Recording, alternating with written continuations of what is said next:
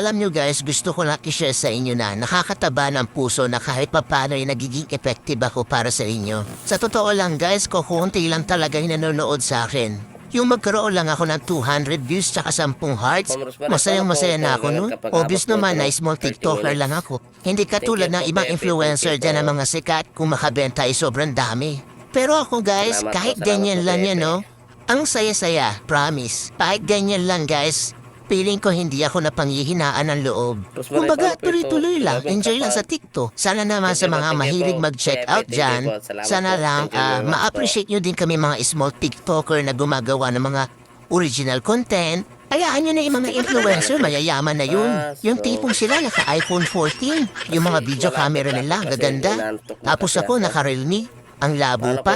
Support nyo naman ako guys as a small TikToker dito na gumagawa ng original content. Sana ma-appreciate niyo po ang mga video ko. Salamat! May limit mo dito. Go live to 30 minutes.